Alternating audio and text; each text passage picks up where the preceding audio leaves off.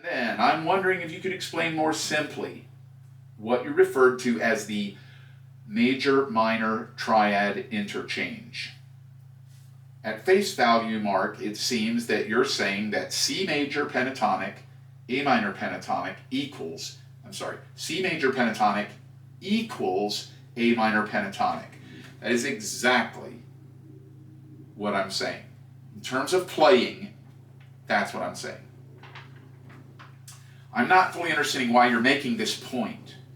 So in a video about subdominant functions, because the subdominant function in that goes with the 4 chord is the 6 chord. It's one of the subdominant functions. And so if 6 works, then 1 also works, because 6 and 1 are always interchangeable. Always.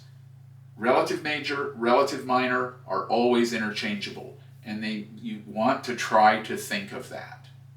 You want to try to memorize that or learn that or write that out. Now, you don't have to, but I'm just saying this is something I started to see in all music, all musicians, especially jazz and improvisational music, fusion, all this stuff that I grew up playing, all the stuff I grew up listening to, they were all combining. So if it said A minor 9, they're playing a C major 7. And then they play anything that goes with the C major 7 over the A minor 9. But the cool thing was they wouldn't always do that with C, they might do that on F, which means that you've got a C major 7, which has a B in it, on an F chord, and that's the Lydian note.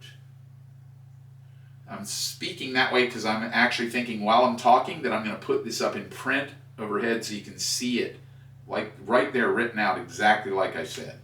And that can help you. This is why we want to write these things and transpose them. So you go through, and it's kind of like learning your multiplication tables, which I don't want to do again. But like, for example, F equals D minor. E flat equals C minor. B flat equals G minor. And you just go around the circle, or you can go in random order. You know, A equals F sharp minor. Relative major, relative minor, same thing, one pentatonic. It starts on F sharp minor and you're playing the F sharp minor pentatonic. If it starts on A, you're playing the A pentatonic. But it doesn't matter because the same thing, same notes, and almost the same chord. So you want to start thinking of that. Now we're talking about applying all of that information with your right hand over whatever the composer told you. So if the composer said F sharp minor, you can do all of that with your right hand, and your improvising will sound really beautiful, and you have lots of options. And that's what we're doing. If the composer said F sharp minor, then you've got these options. If the composer said A major, you have all these beautiful options. And there are others, of course, but I'm trying to stay very simple and focused one thing at a time in all my videos, so I never get spread thin and confuse people. One of the joys of teaching that I've always had and always love is that I don't leave people confused. And if they are, then they ask questions and I get to clear them up. I like everything simple so that everyone can do it.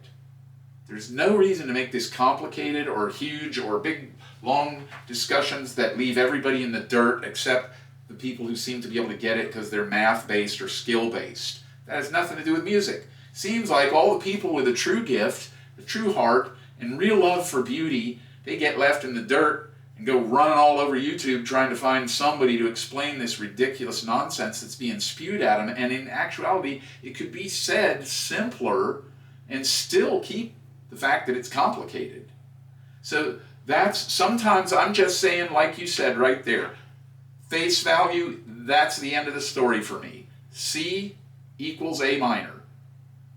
F equals D minor. A minor equals C. C equals A minor. B flat equals G minor. C minor equals E flat major. F minor equals A flat major. You know, that's just how I think, that's what I see. That's become one sound source or one thing for me. So I don't work at it anymore, and that's what you're trying to do. You want to study and play so it becomes one thing for you that that's available. Is that concept is now just merged together, and that's what comes out. So if somebody walked by and said, oh, you're playing the G pentatonic on an E minor, I wouldn't say, no, I was playing the E minor. I would say, yeah, wow, you're right. That's exactly what I was playing. But if I'm playing E minor on G and somebody walks by and says, oh, you're playing the E minor pentatonic, I would say, yeah, you're absolutely right.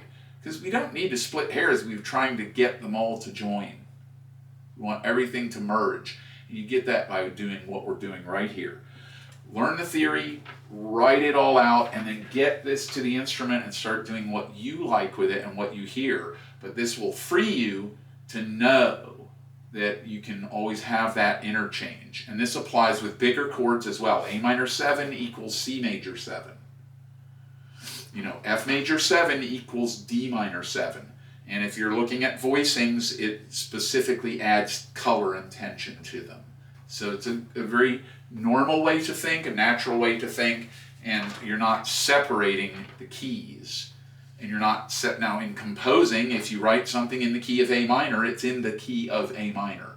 We're talking about chord application and instant access and improvisation. So you can always be spontaneous, not need 50 million licks, and not be trapped in a way of playing that makes you feel like you're actually keeping up, but you're not really happy because you don't ever get to be you. And that's what we want. Be yourself. That's what we're going for.